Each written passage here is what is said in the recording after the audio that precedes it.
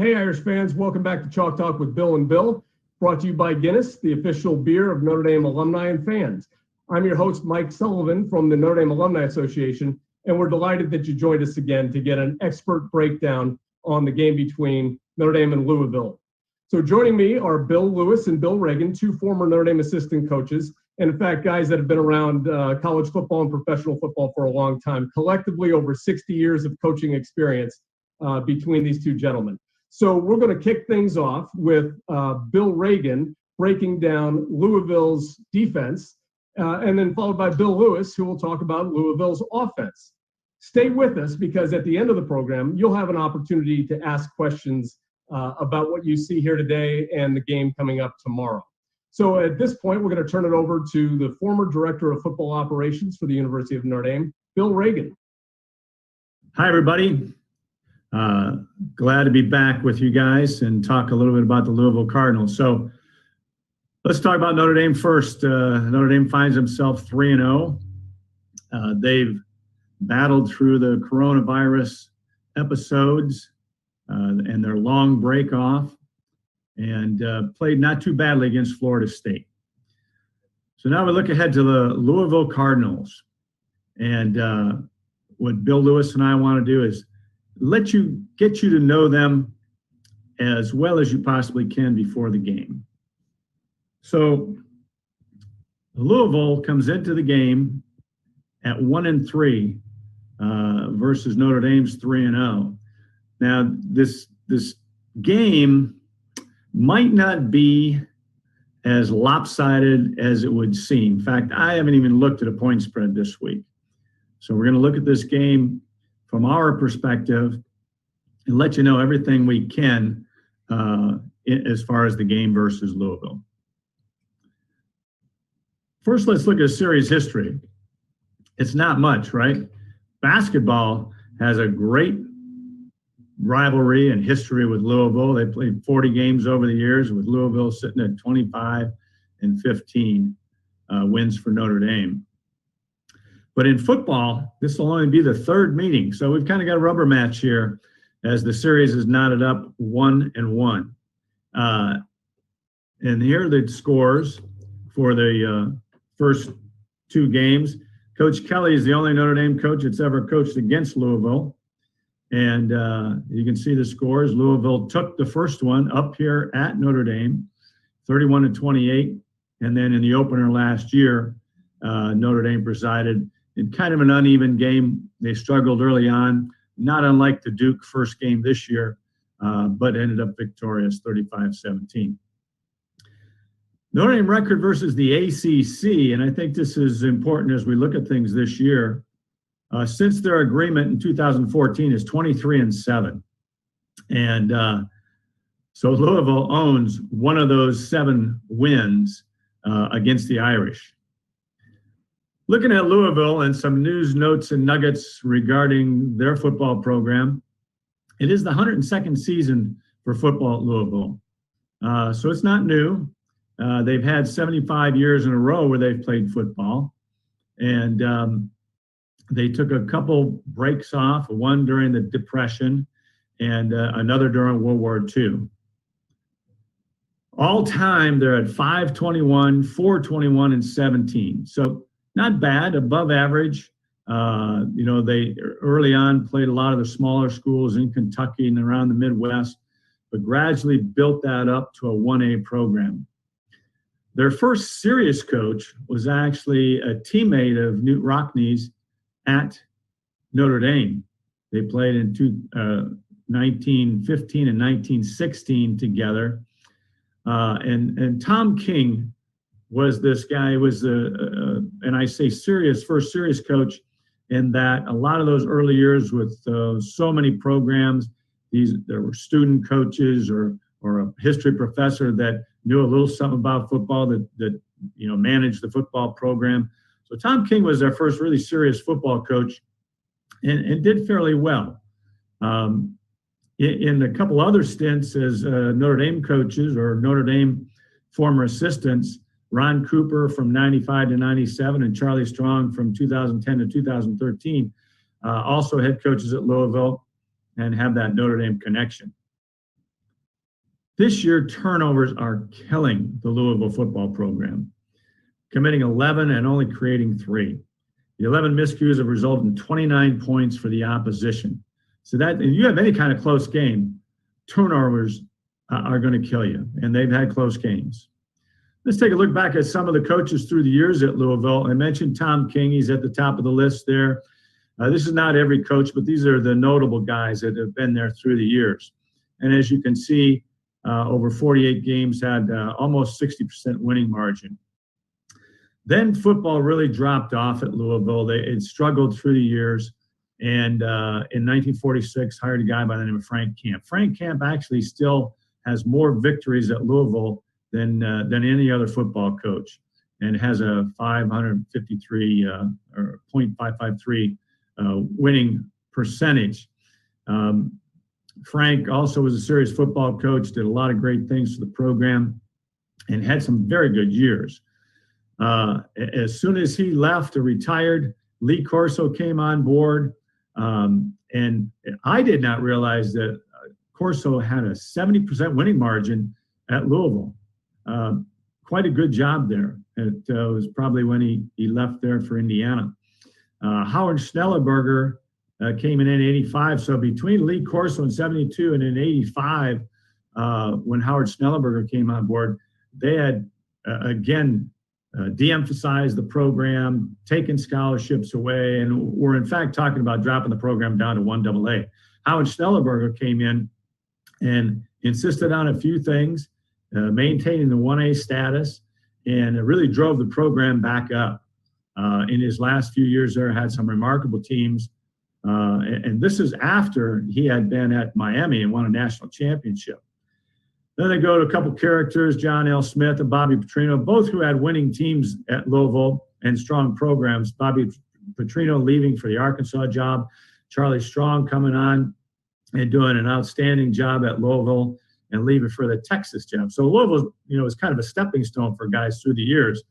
Then they made somewhat of a mistake bringing Bobby Petrino back. I say somewhat because in his first couple of years, he kept the program winning, but then he was 2-8, was fired before the season was over. And the following year, Scott Satterfield came on and immediately straightened out the program, gained immediate respect for the program.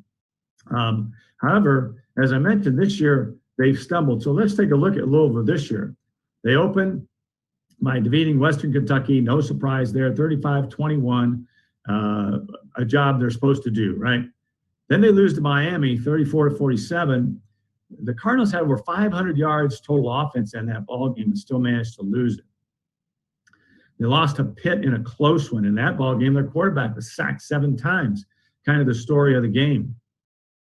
And then last week, in a real close game to Georgia Tech, up until the fourth quarter, where they got outscored 20-0, lost to Georgia Tech, 46-27.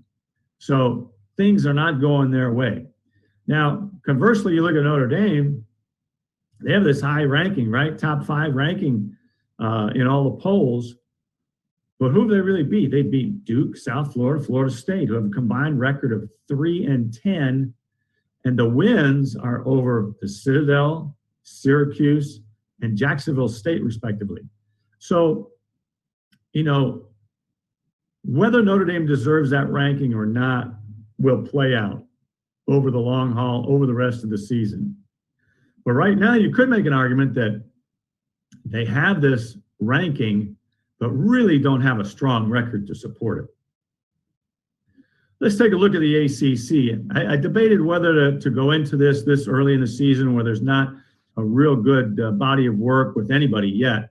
But you have Clemson sitting at the top there at 3-0, and Louisville at the end 0-3, along with Florida State and Wake Forest, who Notre Dame missed a couple of weeks ago, but will play at the end of the season. The teams in green are the teams that Notre Dame either have already played or will play throughout the season. The teams in black, they won't see unless it's in a post-game venture. So interesting. I don't know if it tells you a whole lot yet. Each week gets more interesting. So a few news notes and nuggets about Notre Dame. The current win streak of 9 games going back to last season, is the longest among FBS programs. I didn't really realize that until I read it this week. Obviously, Clemson got beat in the playoffs last year. LSU's already been beat this year. So Notre Dame has the longest streak. Their home game streak of 21 games is the longest in the modern era of Notre Dame football. So that's a new record as far as modern football goes. Clemson and Ohio State, the only other Power 5 programs to boast longer home game winning streaks. The 42-26 win over Florida State last week marked the first time since 2000 that the Irish have scored 42 points in consecutive games. So I hope they can keep that streak going. Let's get it 3 games. Notre Dame ranks 5th nationally in rushing, averaging 270 yards a game. Again, that's something that I'd like to see them continue. And for anyone who didn't realize it, it's 27 years ago this week that the movie Rudy opened. So 27 years, and it is still going strong. So looking at the Cardinal defense, the Cardinals finally have stability in that they have a defensive coordinator position 2 years in a row. Same guy 2 years in a row.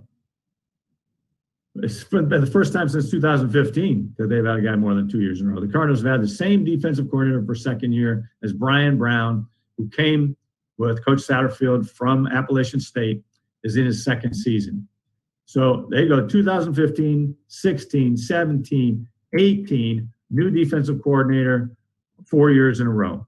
Not a great situation. So hopefully he's trying to stabilize things there. The Cardinals have improved in his first year, a year ago. They improved by 10.7 points per game. Anyone out there know who he replaced at Louisville? Well, if you said Brian Van Gorder, you'd be correct.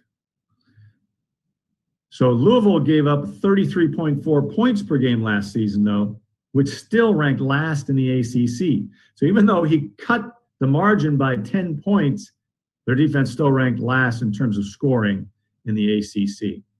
This year, the Cardinals allowed 38.7 points per game in their 3 losses, and overall 34.2 points per game. So it's not a big difference from a year ago. In fact, if you could say it's 1 point worse than they did a year ago. So they've got to cut that margin if they're going to improve on the season at all. Coach Brown utilizes a 3-4 attack style defense. I'll talk to you a little bit more about that later on, but you'll see by these statistics that they want to get upfield. They want to, as I've said before, they want to play in your backyard. So the Cardinals have totaled 10 or more tackles for losses in 2 of the 4 games, including a season high of 11 versus Pittsburgh. After the first 4 games, the Cardinals have recorded 7 sacks and 19 tackles, or 29 tackles for loss, for an average of 7.3 per game. That's a lot of getting into your backfield action. So this is something that Notre Dame's going to have to make sure and try to curb that upfield pressure. The linebackers really are the best part of their defense. They play 4. Remember, it's a 3-4 defense, and they have 4 solid linebackers who move around, run real well, and get upfield. So here's why I see on film that the Louisville defense is struggling. One, they have at times a lack of what we call gap integrity. And I'm going to show you what that is in a minute. But any defense has got to be responsible for gaps. And they've left some gaps unattended and given up big plays. Poor tackling. In the fourth quarter alone, with the game on the line, the tackling is just miserable against Georgia Tech. So that is something that I'm sure Coach Brown is working on. Question is, how much improvement can you make from one week to the next? The other thing is stupid penalties. Any team that is struggling usually is doing some dumb things. And we see in critical situations against the game against Georgia Tech, they have a blatant late hit on the quarterback. This guy runs 3 steps and still hits the quarterback after he's done following through. So critical penalties like that have hurt the defense as well. They do have some good players, though. Here's a couple of those linebackers I mentioned. Dorian Etheridge, 6'3", 230. leads the team in tackles this year so far with 27 and is second in the nation with 8.5 tackles for loss. As a freshman, he was an All-American, freshman All-American, and led the team in tackles with 83. Number 9, C.J. Avery, led the team in tackles last year with 93, and he currently has 3 career interceptions, which is the most of anybody on the team. Up front, you got a big guy again. This guy over our center, Jared Goldwire, at 6'6", 305, is a man.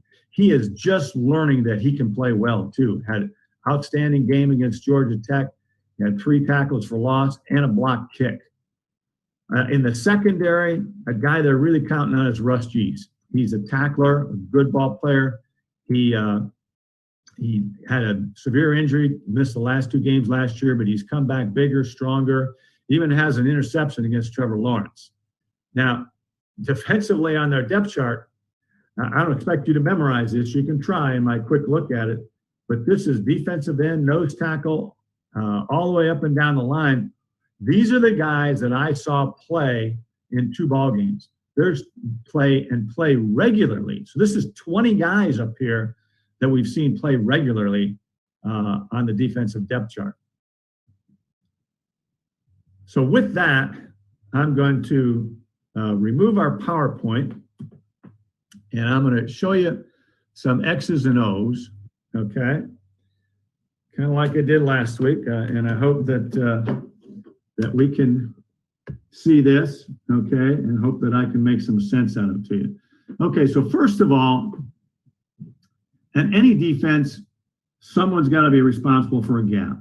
Now, sometimes it can be 2 gaps, you know, and these guys are lined up to where they could possibly be 2 gap players. In other words, on the interior, the nose, the ends, they're lining up head up for what we call a 0 technique. So they're not favoring an inside shade or an outside shade. They're lining up head up. This gives them what we call a 3-way go on their offensive linemen.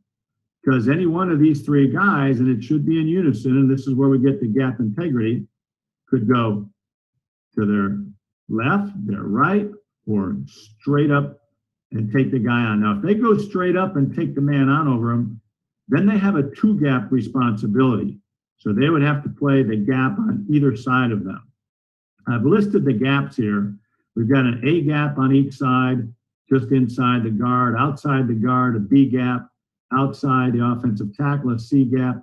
And when there is a tight end, we have a D gap outside of him. So A, B, C right down the line, and we have to be responsible for those gaps.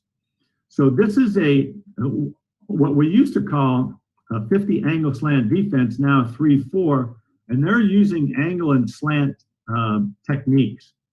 So in this particular drawing I have here, we see that the nose guard is going to the right, and in unison, these guys are too. So who's going to take the C gap? Well, in this case, the outside backer, has walked up on the line of scrimmage because we have a tight end threat, and he is going that way also, okay? So if they went the other way, see if I can draw this on here. So if they went this way,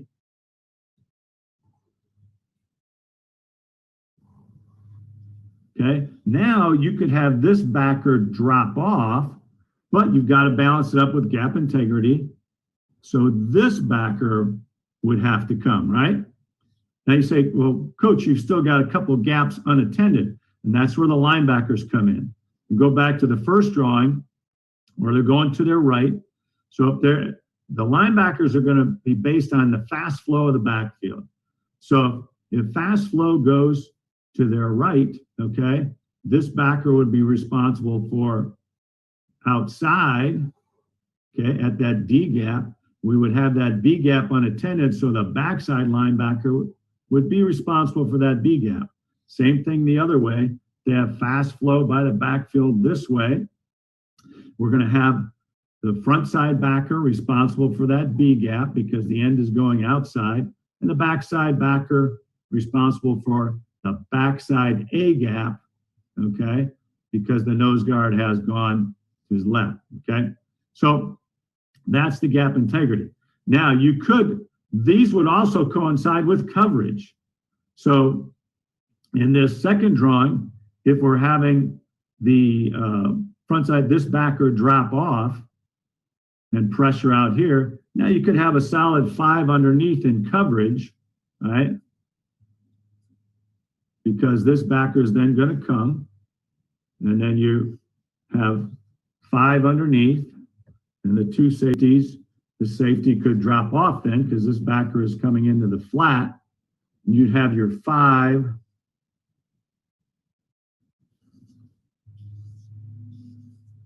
underneath, 5 underneath, 2 safeties deep, okay, back here.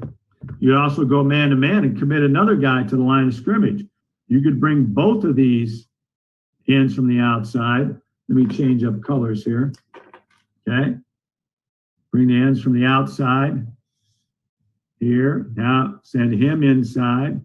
Make the nose guard play that double A technique, both gaps. Send this guy to the inside, this guy to the inside. These backers would have no gap responsibility because they're all taken by the 5 front men. And now they can play man to man. So these guys are man to man. They'd have back responsibilities. So I've screwed this drawing up enough for you that it's time to move on to one more or a couple more, okay? And these will go a little quicker with. So here's an example of, you're going to get a lot of different blitz looks from them, okay? And when they are coming off the ball is when they're most effective. They want to be disruptive, remember that, okay? So in this case, and they'll do this a lot, so that we still have gap responsibilities. This will be no different. They're going to take 4 gaps, 1, 2, 3 outsides. So he's not in synchronization with these 2 though, right? So this backer here ran all the way down after the ball was snapped to come in the A gap here. So you go in the A gap there, and again, the backers are now responsible for whatever gap is not covered there, okay? So you have a blitz look. Now they did this a lot. They walk this backer up right over the guard and not come. We had the tight end over here, and this was actually a touchdown where this backer walked up from here, but came basically on this same course and smacked the quarterback right after he threw, but the quarterback was able to loft the ball up really and just threw it up for grabs, but it was caught for a touchdown, okay? So that's kind of an idea of way they'll move people around and fold one person over another, okay? Here's an idea of what I call gap mismanagement. This is when they get in trouble.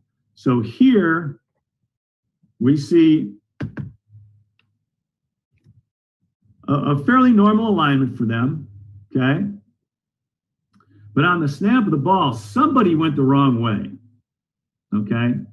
So the end went out, nose and opposite end went this way. This backer dropped as it was a pass. Everybody else was in pass coverage. This backer did come. Okay, so they got A, B, C covered here, but because the nose went away from this end, and this end went away, and this backer paid no attention to either gap, we had not only one gap, but 2 gaps unattended. Now, Georgia Tech did not take advantage of this particular one because even though they tried to throw to this back in here, this guy was able to make a play on it. But on the snap of the ball, they had 2 unattended gaps, okay? Could have been hurt bad there. They were just lucky and didn't get it. And then toward the end of the game, in a critical situation, they decided to go all-out blitz, okay? So here we have a case of what we call zero coverage. They've all got a man, and Louisville brought 7. You see the defensive line pretty much taking a normal route. So he slants left, he goes to right. This backer comes off the edge. This backer walks up and goes. This safety comes down and blitzes here. 7 guys coming, right? But you look over here, they've got 2 guys in one gap, 2 guys in the D gap out here. This tackle ends up blocking them both. This offensive guard has an easy time with this linebacker taking him out. The nose goes away, so we have the A gap uncovered. The quarterback takes 1 step drop. It just happened to be a quarterback draw. Very fortunate for Georgia Tech. The quarterback comes right through that gap, unattended, all the way for a touchdown. So that's how Louisville can burn themselves in situations like that. So that's a little bit of a look at Louisville's defense. I think they will give challenge. I'll talk to you about in keys how Notre Dame needs to combat that. With that, then I want to turn over to Bill Lewis, who's going to talk about their offense. Thanks, Mike and Bill. And as always, welcome to Chalk Talk. I'm going to start today something a little bit different with a personal story. During the time between my retirement and the start of this whole coronavirus, we would seldom or occasionally be invited to an outdoor football watching party. Out in the middle of the yard, big screen set up, lots of good food and drink, and a lot of chairs set side by side because we didn't have any distancing problem then. And what I would always do was I would always stand in the very back for 2 reasons. One, I always enjoyed in watching the telecast, I always enjoyed hearing the analyst in between plays. I think there's a lot of good things that you can hear from those people. And the second reason I like to stand back there is so that I could watch and listen to the group in front of me and their reaction to the game. And so let's get on with what would happen. The game has started. A couple plays into the game, the offensive team runs an offensive play. The ball carrier breaks through the line of scrimmage, makes a linebacker miss and gains 8 yards. Some of the comments from the people in front. Wow, did you see the explosion and the acceleration through the line of scrimmage? How about the way he made that linebacker miss? Wasn't that exciting? And then a play or 2 later, the quarterback would take the ball, drop back, fire a ball down the middle of the field. Great catch. Guy would go for yards beyond the catch, 22-yard gain. And again, the comments. What a great throw. How about the acceleration of the throw? How about the great hands of the receiver and what he was able to do after the catch? All right, and then a little bit later, they run a running play, and the linebacker blitzes, untouched, tackles the ball carrier for a minus 4-yard gain. Now here are the comments from over here. I told you our center and guards could not handle the inside pressure that was going to occur from those linebackers. Can't you see what happened? Paul Carey got hit before he had a chance to start. All right, a couple plays later, the quarterback drops back, and he looks downfield and so forth, and he can't find the receiver, and bam, he gets sacked. Defensive end's coming off. And now, guy over here, for the benefit of the whole crowd, he says, I knew our tackles couldn't block those defensive ends coming across the field.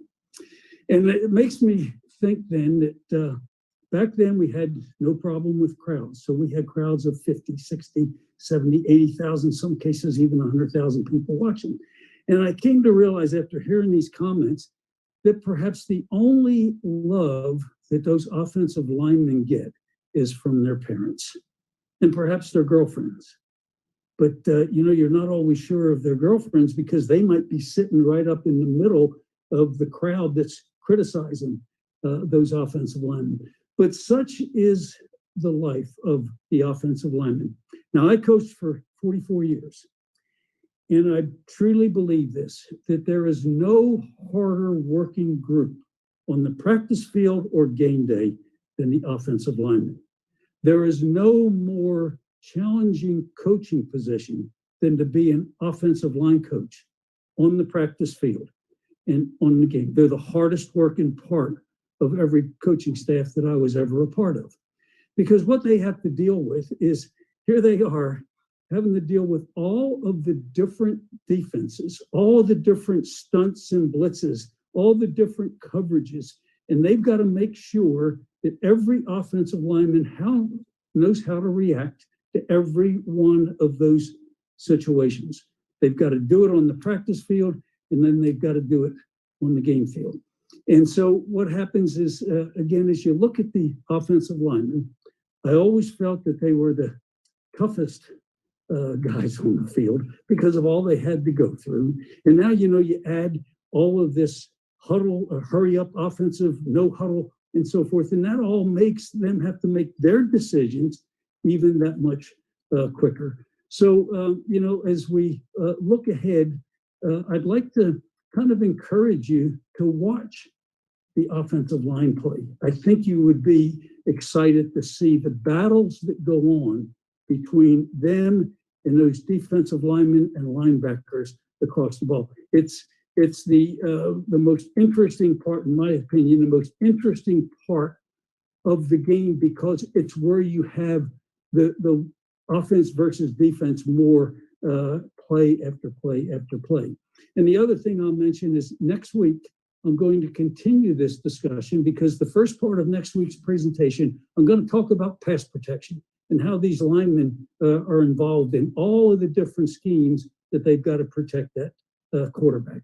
And so now let's take a look at some of a real quick look at some of the offensive stats. Now, remember, these are 4-game stats for the Louisville Cardinals.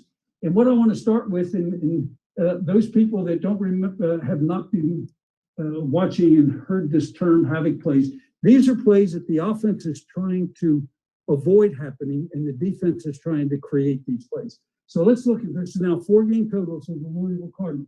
Change of possession plays. They have lost 7 fumbles and they've thrown 5 interceptions. All right. The lost yardage plays, they have lost yards on runner passes of minus 78 yards. Either plays were tackled right at the line of scrimmage, incomplete passes where there was no yardage losses. So now you've got also quarterback sacks. They've been sacked 14 times for minus 80 yards. So you've gotten this lost yardage plays. You've got 158 yards that have been lost in just 4 games. All right. And then you've got those no yardage plays. Okay. All the pass incompletions are in that category.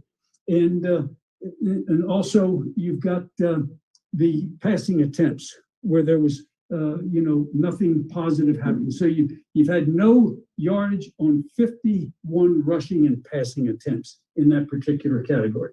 Now, as we move to a couple other concerns, 22 penalties for 213 yards. That's not a lot, but as I've watched Louisville, it seems like their penalties come in the most critical time. They've got a third down situation, and all of a sudden they get back-to-back illegal procedure penalties. And instead of it being 3rd and 5, all of a sudden it's 3rd and 15. Or they've got a 2nd down and 5, and they get a holding penalty. Now all of a sudden it's 2nd down and 15. And so their penalties have really been, most of them on the offensive side of the ball, and they've really hurt their offensive performance. They've been outscored, and this is a huge statistic, they've been outscored in the 4th quarter 37-14, which is a huge amount, all right? And I want to give you an example of that. Last week, their last game was against Georgia Tech, and with 8 minutes left in that game, the score is Georgia Tech 32, Louisville 27. They're within a touchdown of taking the lead. And with approximately 8 minutes to go, Louisville fumbles on 1st down on consecutive possessions. Georgia Tech takes those 2 recovered fumbles and they score 2 touchdowns. And basically the game ends as they're scoring their 2nd touchdown. And so you look at the final score, 46-27, and you think Georgia Tech romped.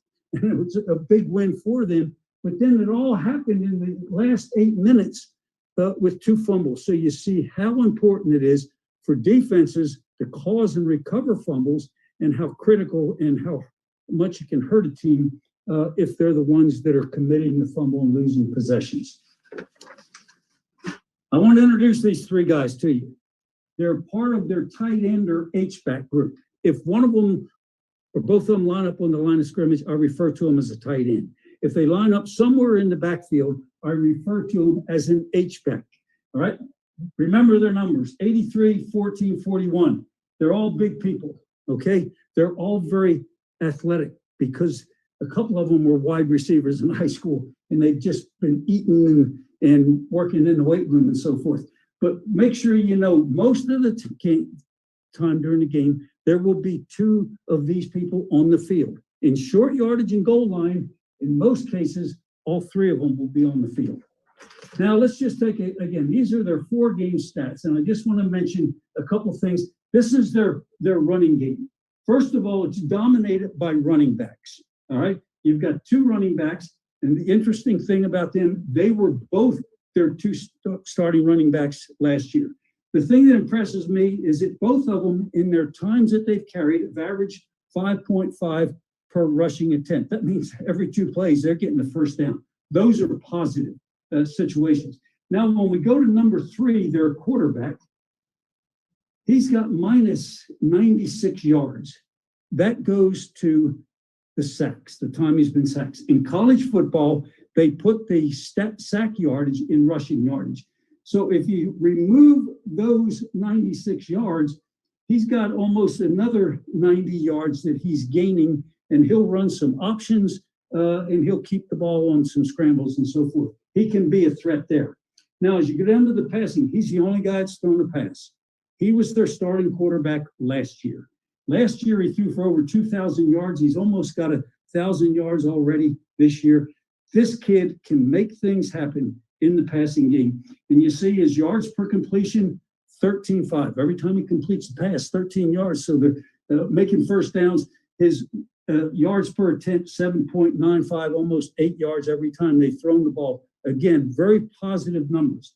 The numbers that are a little bit close, 9 touchdowns, 5 interceptions, they'd like to see those numbers. These stay low and these get higher. Also, as I mentioned, they have a lot of big plays. One of his long passing yardage of 70 yards. Now, as we look at the receivers, don't be concerned about all of this, but I want to mention that they throw the ball to their wide receivers. Number 1 receiver, number 2 receiver, number 3 receiver, and number 5 receivers are wide receivers. Their their running backs, who are their pass protectors. Remember that. They've only had 8 catches. So that's 2 catches a game, they're running backs. They're going to be in the backfield protecting their quarterback. All right. What I'm so impressed with, remember this number. It's an easy one to remember. 5'9", 165 pounds. Number 1 runs a 4.25. He's been timed that by the pros, and that's fast. All right. He has 25 catches. Every time he catches the ball, they gain 11.2 yards. He's also had 4 touchdowns. Now look at the rest of these numbers. Number 7, 13 catches. He averages 18 yards a catch. All right. Number 81, 7 catches, 25 yards a catch, which is unbelievable. Let me jump down to number 18, the wide receiver, 13 yards a catch. And then put one of those 3 that I told you about, the tight ends, H-back guys. Number 83, he's had 11 catches. He averages almost 12 yards a catch. And then here's his buddy down here, number 14, the other tight end H-back. He's only had 3 catches, but 17 yards. They are getting a lot out of their passing game. All right. What's going to be a key thing in this game is how well they can protect him. All right. Now let's leave this part of it, and we'll take a look at the X's and O part of the game. All right. Now let's take a look at the X's and O's. And the first thing I want to mention here is pre-snap shifts. It's going to involve their tight ends and their H-backs most of the time. There's not been a lot of shifting of wide receivers. There's been some motion, and I'll cover that. But what I'll do on diagrams is I'll dot in when they're going to shift. So when they came to the line of scrimmage, you had a tight end and the H-back here. And before the quarterback got into his cadence, he gave a command, and these two shifted from this side to this side. When the ball snapped, that's where they end up. Remember, on the line of scrimmage, I refer to them as tight ends. They're in the backfield. I refer to them as an H-back. 83 is going to be mostly here. 14 and 41 will be mostly in that spot. And then, of course, they got their wide receivers. From this formation now, they will run the stretch play. And with that, they've got what's referred to as the RPO. In other words, when the quarterback gets signal from the sideline, hey, we're going to run the stretch play, automatically built into that is a run-pass option, depending upon what he sees on the defense. If he sees what he wants, he's going to run the stretch play. Now, what you've got here, this tight end is outflanked by a guy on the line of scrimmage. So if they throw the ball, he's ineligible. He can't release downfield. He's the same as one of the interior offensive linemen. And then the rest of these people, of course, are eligible to be pass receivers. Now, what is the stretch play? It's the zone play, but what we refer to as the wide zone play. There's no read like the regular zone read option. So the quarterback is taking the ball this wide. This running back now is aiming at the outside leg of the offensive tackle. Everyone on the line of scrimmage, as you see, is zone blocking. It's not man blocking. And this guy, when he receives that ball on this point, he's looking for a soft spot. Remember now, the offensive line takes big splits. So they're creating some seams. And this guy is capable of hitting anywhere on the line of scrimmage once the ball is handed to him. Now, the play action or the RPO of that is if the quarterback sees some things in the secondary that he feels like it would be advantageous to call at the line of scrimmage, the RPO, the pass part of it, then what he will do is he will call it. He'll fake the stretch play, pull up a quick 3-step drop.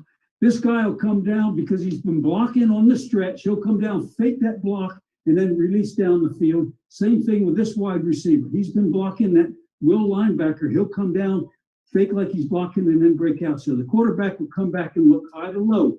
If that one's open, he goes there. If not, here. So that is the stretch play and the RPO off of it. I might mention one thing. They, in their practices, they have a script of 10 to 15 plays that their coach wants to run the start of the game. This is a big part of that 15-play script. Okay, now, as we move on, there's a shift involved here. It's just a one-man shift. They came, lined up, tight end, H-back over here, tight end shifts here, and once the tight end becomes set, then this guy comes in motion. All right, and they snap the ball with him approximately here so that the ball is snapped, and shortly after the ball is snapped, he goes beyond that point right there. Now, they've been running that stretch play over there, and this defense has been flowing to it. Now what they want to do is they want to counter back with what I call the counter power play. And again, there's an RPO with it. So what we've got now is the tight end over here will turn out on that will linebacker, and he's got good inside position on him. The guard is now going to come in on a power play. There is a kick out block. So he comes and he kicks that defensive end out.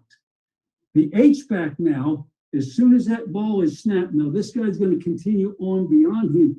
He comes and follows behind that guard's block, and he comes up and blocks the first thing it shows. All right. Quarterback and running back show the first 2 or 3 steps of the stretch play. So he takes that ball, he comes here, and that running back starts here. He takes the handoff, and he immediately comes right in behind that H-back and comes back on the power. If there were 2 things that I wanted to stop defensively, it would be the stretch and the counter power play off of it. All right, now they see that the secondary starts to become run-oriented. A lot of action against the run. Then what they're going to do is they're going to throw the bubble off of this. Bubble being the bubble screen. All right. So everything happens. All right. Ball is snapped. And now what they've got over here, instead of this guy, now he is told by the quarterback before the snap, the quarterback tells them that they're now going to throw the play action pass off of their power play. And so now the quarterback will fake here. This guy no longer has to come across. Offensive lineman will now step and protect this side. The quarterback, a quick fake, come here. And now the bubble is this. He is going to come and block the corner.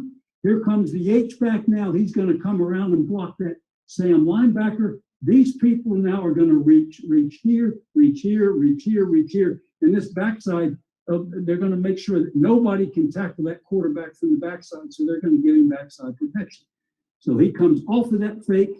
And now here comes the wide receiver, and that's number 1.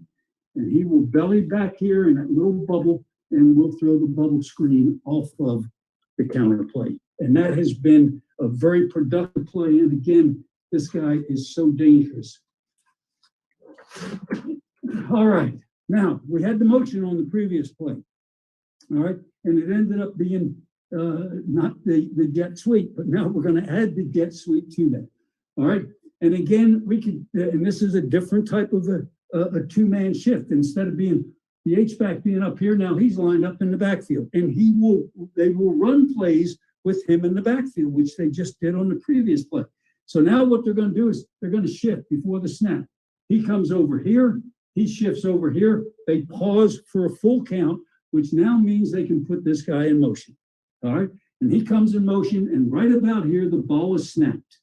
The quarterback takes the ball, and as he comes by him, he just tosses the ball up in front to that guy. He now has the ball.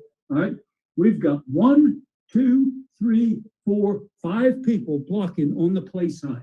And all they're doing now is coming off and zone blocking like they do on their stretch play. And now here comes number 1 with the football. What's interesting is I wrote 4.25 on the other speed. I got 4.3 here. Somewhere he slowed down a little bit, but he's still real fast. All right. So he's got the ball, and he's got a convoy here. Off of that, now you say, okay, now what are the RPO opportunities? Well, you got 3 receivers over here.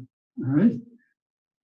But you've got 1 receiver over here. Now, what's going to happen when the defense starts to see this play? You're going to have these people getting very anxious to make a play on the jet sweep, which leaves basically this wide receiver in single coverage on that corner. This safety is gone, all right? Because everything on the line of scrimmage is giving him a run read, but all of these people are allowed to stay within a yard or 2 of the line of scrimmage to be legal. And now all of a sudden, this guy comes down, he runs that little fake, all right? And then he'll go deep in the quarterback. Now, and he'll fake the snap. This guy right here, he'll come across in front. He'll go continue in the pass protection. Quarterback will fake that little of the jet sweep, and then he'll come back here and go deep to that single receiver. They've had a couple big plays off of that particular action. All right, let's move on. Speed option. You've heard me, if you've watched these sessions before, you heard me say that the easiest option to run is the speed option, because there's only one decision that has to be made. All right. Now, what we're going to do is we're going to get number 1 involved again. All right. He's going to go in motion, and just about here, the ball's going to be snapped. All right. And he is going to continue on a path that's going to bring him out the other side of the formation. All right.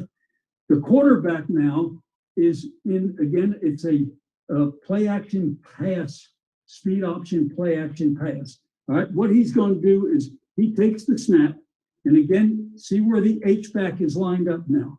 You've got a tight end that they'll put out here to kind of get him out of the action.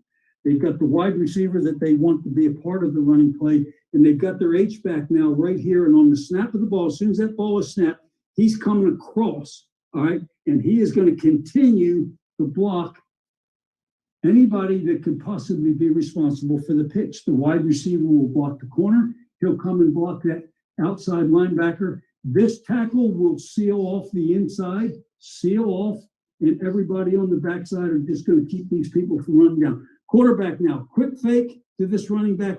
He will also turn back to make sure nobody catches the play from the backside. Quarterback, after a quick fake, comes down the line of scrimmage. He's got 1 guy to read. If he now floats out here, he turns up the field. If he takes the quarterback, then he pitches the ball. Once again, he's pitching the ball, maybe the fastest or one of the faster guys on the field. That is an easy play that can be run. The play action off of it is the quarterback starts down the line of scrimmage a couple steps. This guy continues on around. He pulls off, and now he can throw the ball here. He can throw the ball here, or he can have this H-back continue out on into the flat. So they've got a pass or a play action in the RPO off of that action. All right, let's keep moving along now.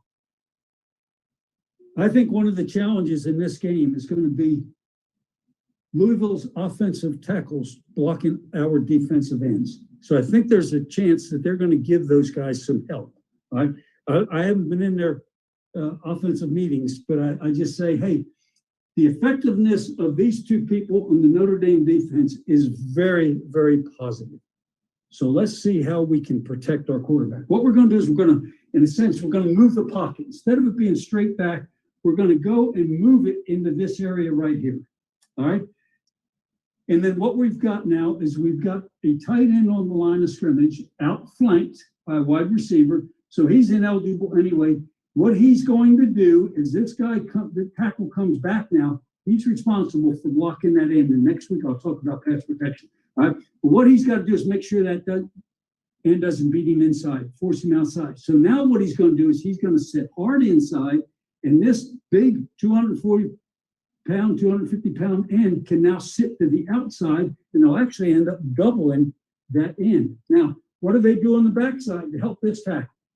I told you that their running backs are pass protectors. So they're going to quick fake, quarterback's going to take that snap, a quick fake of the counter play. He's going to turn back, and he is going to help this tackle. So this tackle can step hard inside, knowing that end comes around outside. We've got this guy to protect him. Okay. And then what they now have is they've got these three receivers to run any different routes that they want to run. I like what they call the sail route, which is this guy pushing deep into the outside third. This receiver, what we call a 7-cut or a corner cut, and this wide receiver running a shallow flat route. And so he's got a 1, 2, 3 receivers in the outside third of the field to go beat the short. And again, the RPO on this is it can be the stretch play or it can be move the pocket to protect their quarterback.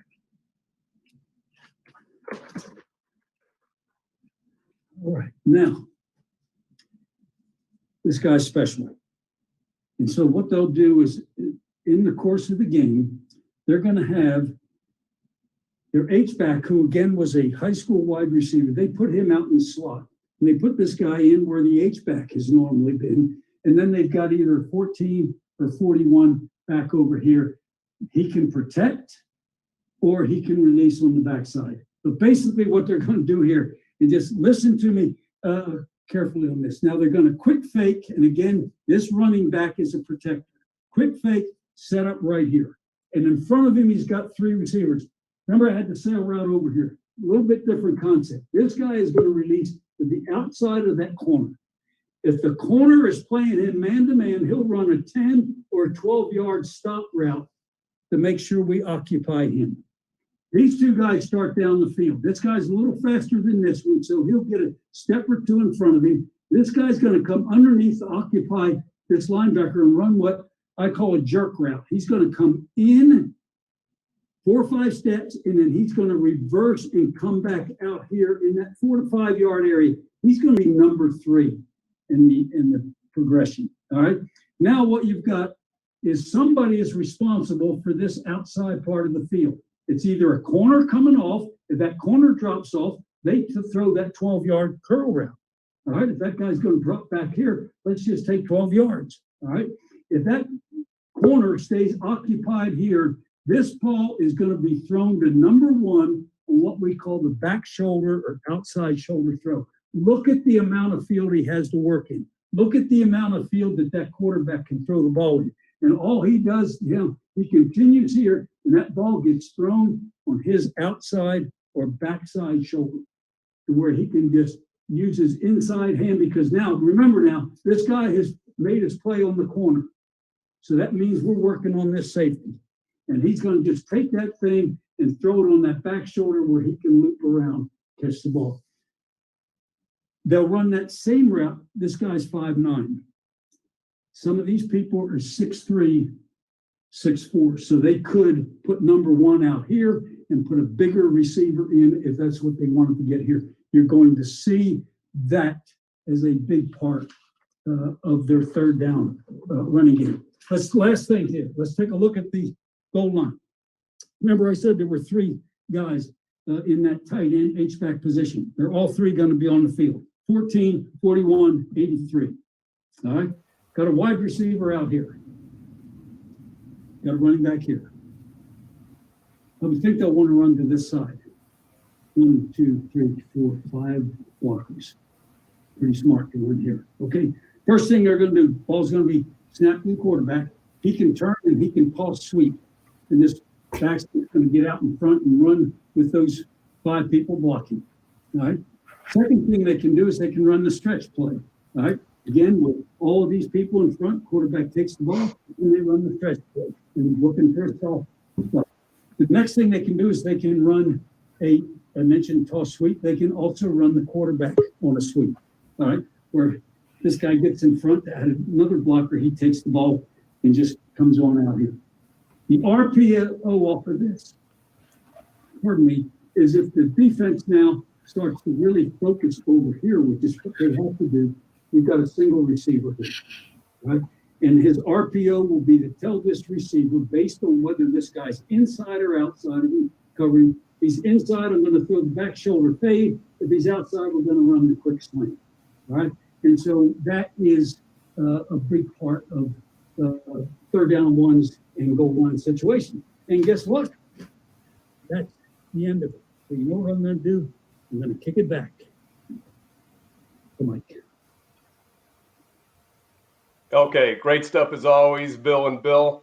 And Bill Lewis, you gotta relax a little bit. Boy, I always get exhausted watching you do this. You put a lot of energy into that. So we're going to talk about keys to the game now. And Bill Reagan, the point spread is 16.5. And a lot of the national media, like you, think the game might be a little closer. So what do the Irish have to do to pull this victory out? Well, if we go to the first key, we're looking at winning the turnover battle.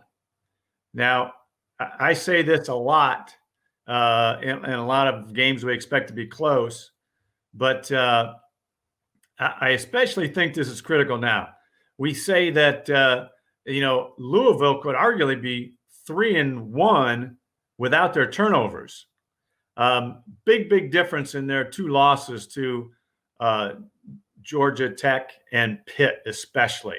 Miami, let's just say they lose that one. They win the first game, but they're arguably 3-1 and maybe even in the top 25 without the turnovers they've had. So 11 turnovers is translated to 29 points for the opposition. Also, in Coach Kelly's tenure just at Notre Dame, he is 50-5 when winning the turnover battle, okay? And he's 22-28 when losing the turnover battle. So he'd much rather win this battle right now, even though last week they were able to overcome the 2 turnovers early in the ball game. I think it's a bigger deal this week against Louisville because if they don't turn the ball over, they're right in that ball game. Okay, Bill Lewis, for several weeks in a row, you've been talking about havoc. So the next key to the game has to do a little bit with some of those themes. Let me make maybe a very controversial statement at this point, Mike, but it's my feeling.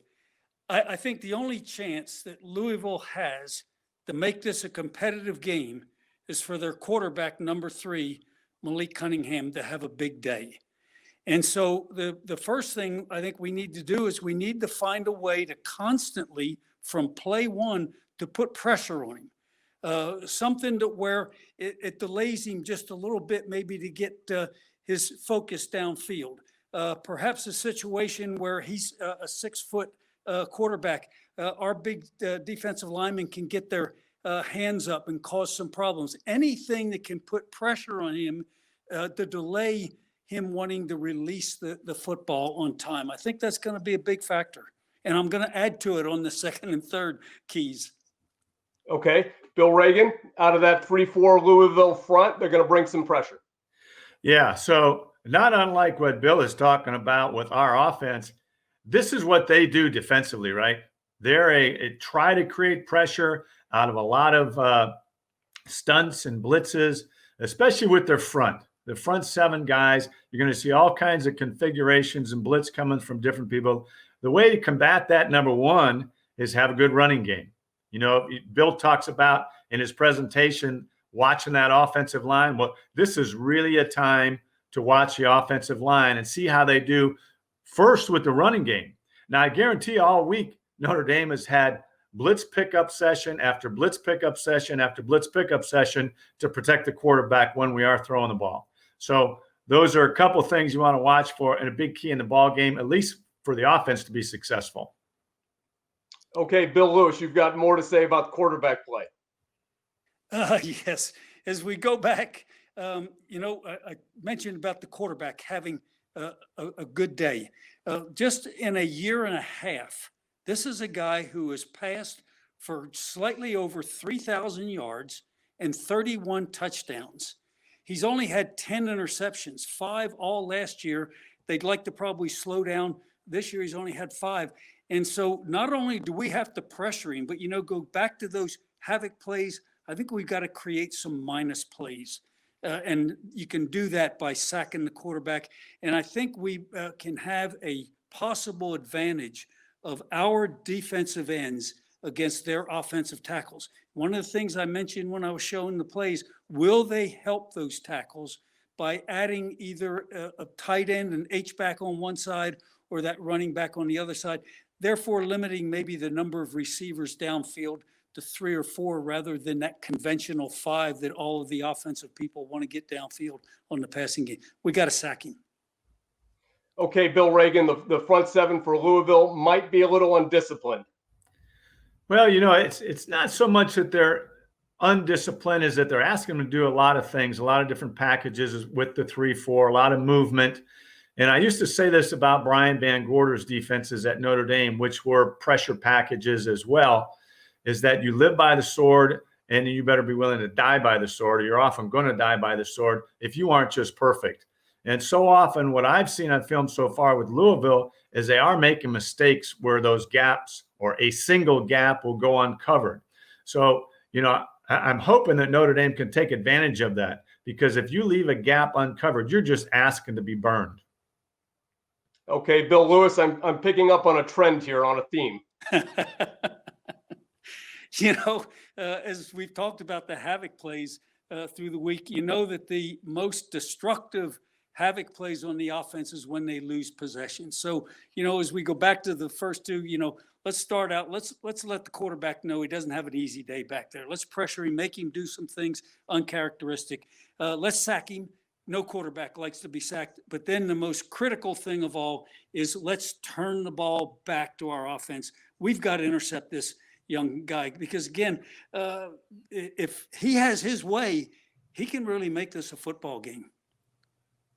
Okay, great insight into what has to happen. We're going to go to some questions now from the audience. And here's the first one. So I would say maybe Bill Lewis, is this the most dangerous offense you've seen on the Notre Dame schedule so far? Certainly in terms of their ability to make big plays. When I was pointing out the stats, you got a couple long runs all the way up to 70-yard runs. And then there are multiple long passes. And if you go back to the history of this quarterback, he has had the ability to find the receiver that's given him the big play.